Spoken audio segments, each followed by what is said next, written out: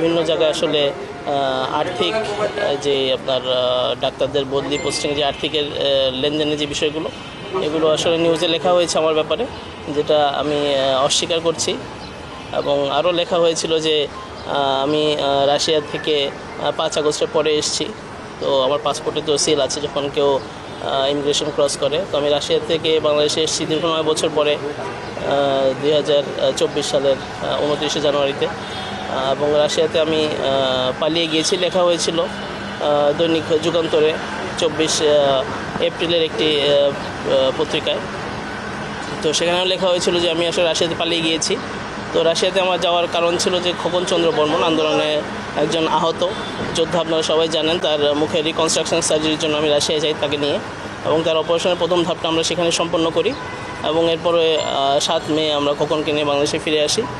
তো আসলে একটা অসত্য খবর প্রচার করা হয়েছে আমার নামে, এবং বলা হয়েছে যে আসলে কোটি কোটি টাকা পাচার করা হয়েছে। এটা আসলে অত্যন্ত আমি মর্মাহত যে এই ধরনের মিথ্যা খবর প্রচার করেছে। এর জন্য আসলে আমি আশা করব যে সাংবাদিকতা যেহেতু সমাজের দর্পণ, ভালো জিনিস এবং সত্যি জিনিসগুলো ফুটে উঠুক আপনাদের মাধ্যমে।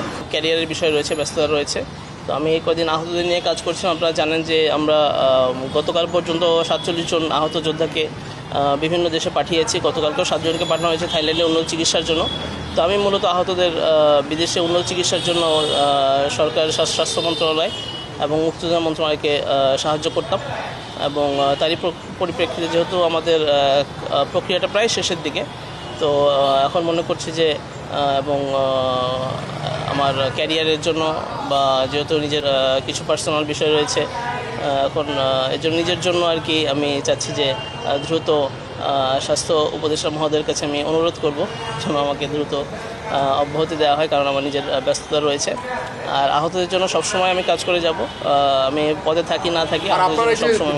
প্রাথমিক তথ্য আমি আসলে সর্বপ্রথম জেনেছি যখন আমি রাশিয়ায় অবস্থান করছিলাম খোকন চন্দ্র বর্মনের সাথে 2014 মানে এই বছর 2025-এর 24শে এপ্রিলে। তো আমি জানি না কীভাবে আসলে তথ্য এসছে, তো এটা আপনারা খুঁজে বের করবেন। এবং আমি তো অলওয়েজ ওপেন, এবং আমার যে বিষয়গুলো নিয়ে অভিযোগ এসছে আপনারা তার প্রমাণ খোঁজার চেষ্টা করবেন, বা যদি কোনো দিক থেকে কোনো সহায়তা লাগে আমি সবসময় আপনাকে সহায়তা করতে রাজি আছি। বাট আমার দিক থেকে আমি এটাকে অসত্য এবং মিথ্যা বলে আমি দাবি করছি।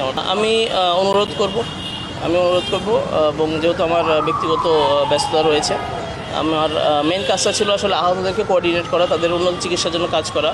আপনারা জানেন যে ইতিমধ্যে আমরা বেশ কয়েকজনকে বিদেশে পাঠিয়েছি, প্রায় 47 জনের মতো, এবং সামনে আরও 20 জনের মতো হয়তো যাবে, 20 বা 22 জনের মতো যাবে।